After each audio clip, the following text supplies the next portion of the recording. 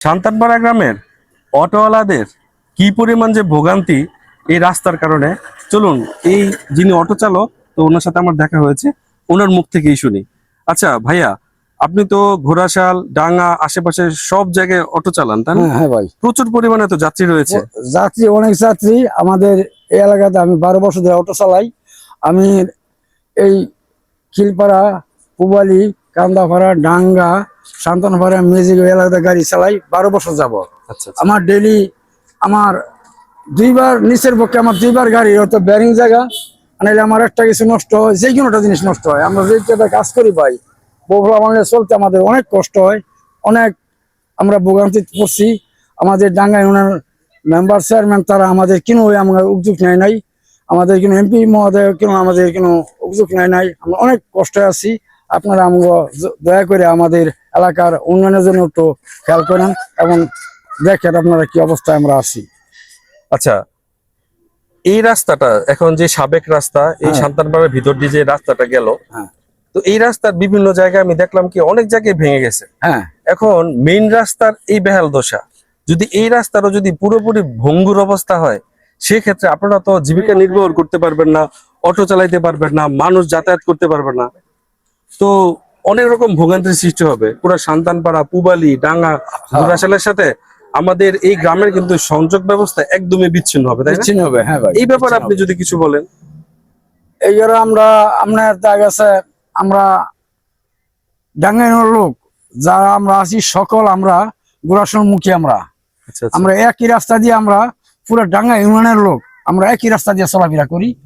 আমাদের এলাকার মাঝে যে একটু ভালো একটা কিছু হয় তা আমাদের একটু ভালো কামনা মনে করি আমরা, যে আপনারা একটু আমরা উপায় একটু খেয়াল রাখেন আর আমরা গরিবের চাওয়া পাওয়া আপনাদের। আচ্ছা, যাই হোক, ভাইয়ের কথায় আমি কথা মিলিয়ে আমি বলতে যাচ্ছি, আসলে আমি যখন ছোট ছিলাম তখন দেখেছিলাম যে মেন রাস্তাটা সেটা হয়েছিল তখন।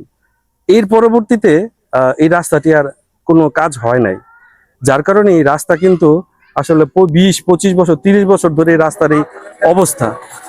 তো এই রাস্তা যদি উন্নতি না হয়, বর্তমানে যে ভিতরে যে রাস্তাটি রয়েছে এই রাস্তা যদি ভেঙে যায়, তাহলে আমি নিশ্চিত আমাদের মা বোনেরা, আমরা ভাইয়েরা, চাচারা যারাই আছি, অসুস্থ হলেও কাঁধে করে নিয়ে তারপরে হসপিটালে যেতে হবে আমাদের। তো সত্যিকার অর্থে এই রাস্তাটির আসলে ঠিক করা, মেরামত করা উচিত বা নতুন করে তৈরি করা উচিত। ভাই আরেকটা কথা বলি, আমি আমার গাড়ির মাঝে ডেলিভারি হয়েছে। আচ্ছা, আমার অটোর মাঝে ডেলিভারি হয়েছে, একটা ছেলে বাবু হয়েছে। তো আমি আগে সৌদি আরবে ছিলাম, কুয়েতে ছিলাম। আমি আইসা পরে বলছি মানুষের আমি চাকরি করবো না, আমি নিজে চাকরি করবো, নিজে আমি অটো চালাইতেছি। তো আমার গাড়ির মাঝে একটা ডেলিভারি বাচ্চা হয়েছে, ছেলে বাবু। তো এই মেয়েটার কান্না ছোড়ে আমি বলছিলাম জীবনে আমি মারি চলে যাবো গা এই রাস্তার এই কারণে ভাই। তো আপনারা জানেন, আমাদের আগে জানেন হাসা কি মিশা, আমার গাড়ির মাঝে 3টা লোক মারা গেছে, স্ট্রোকের লোক। আমি এই রোগী মেডিকেল নেওয়ার পথে, বুঝছেন।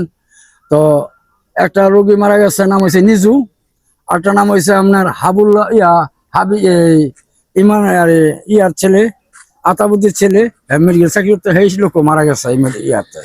আচ্ছা আচ্ছা, রাস্তা যাতায়াতের কারণে আপনি রানিং ভাবে নিতে পারেন নাই না, এই কারণে মারা গেছে।